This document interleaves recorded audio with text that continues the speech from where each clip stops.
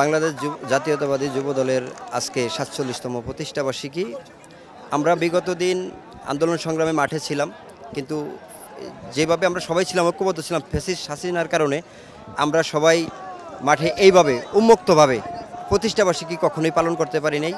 ইনশাল্লাহ এই খুনি হাসিনা পালাইছে, এখন সবাই সুন্দরভাবে যার যার মনের আবেগ মাধুরী মিটিয়ে সুন্দরভাবে প্রোগ্রাম করতে পারতেছে। এই যে আজকে সবাই দেখেন পুরা জিয়া উদ্যান লোকারণ্য, কিন্তু এটা বিগত দিনও ছিল, কিন্তু এইভাবে সবাই উন্মুক্ত পরিবেশে থাকতে পারেনি, কিন্তু এখন ইনশাল্লাহ থাকতে পারতেছে।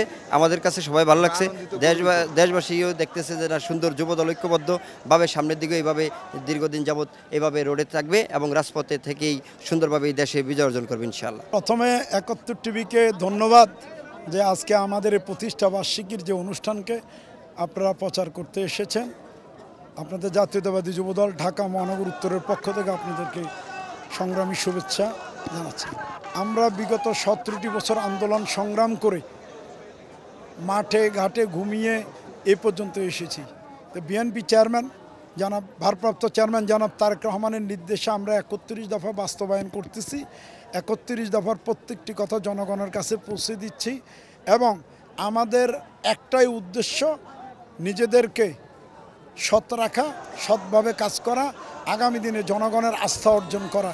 এই অর্জনের মাধ্যম দিয়েই আমাদের সকল যে অন্যায় অবিচার যে করেছে তার প্রতিহিংসার জবাব দেওয়া হবে। দ্বিতীয় বছর উদযাপন করতেছি ফ্যাসিস্ট মুক্ত বাংলাদেশে যুব দলের ৪৭তম প্রতিষ্ঠাবার্ষিকী উপলক্ষে আজকে আমরা শহীদ জিয়ার মাজারে ফাতেহা পাঠ করার জন্য, শুভেচ্ছা বিনিময় করার জন্য আসছি এবং সিনিয়র নেতৃবৃন্দরাও আসবেন।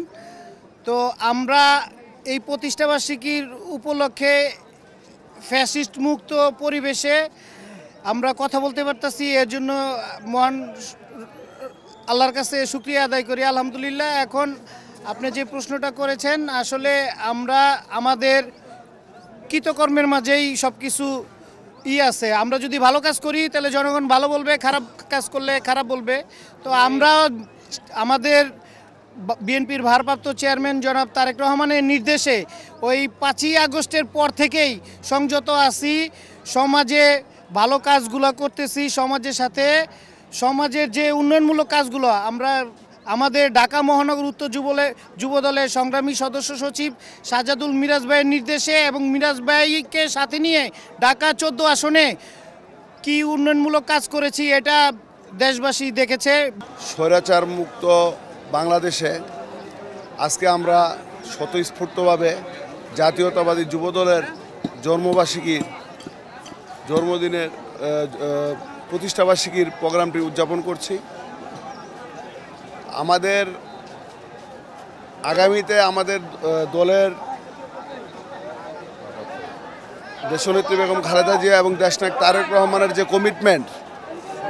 কমিটমেন্ট হলো সর্বস্তরের জনগণের পাশে থাকা, সর্বস্তরের জনগণের সাথে থাকা এবং সর্বস্তরের জনগণের সামনে যে কথা বলা। আসলে আজকে যুবদলের প্রোগ্রাম, যুবদলের প্রতিষ্ঠাবার্ষিকী উপলক্ষে আজকে যুবদলের নেতাকর্মীরা এখানে উপস্থিত হয়েছেন। আমরা তাঁতি দল করি, আমরা ঢাকা মহানগর উত্তর, আমি তাঁতি দলের সাধারণ সম্পাদক।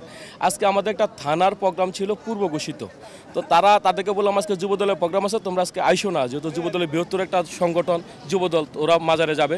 বলে যে ভাই, বড় সংগঠন যেহেতু মাজারে যাবে, আমরা ছোট সংগঠন হিসেবে আমরা মাজারে থাকবো ইনশাল্লাহ। তো এক থানার থেকে তারা শুধু একটা থানা, আমরা প্রত্যেকটা থানা তাঁতি দলের আমরা প্রোগ্রাম দিছি মাজার জিয়ারত করা এবং মাজার শপথ করার জন্য। ঠিক আছে, আমাদের কেন্দ্রীয় আহ্বায়ক আবুল কালাম আজাদ সাহেব, ওনার নেতৃত্বে আমরা আজকে তাঁতি দল অনেক সুসংগঠিত এবং আমরা উদ্যমিত।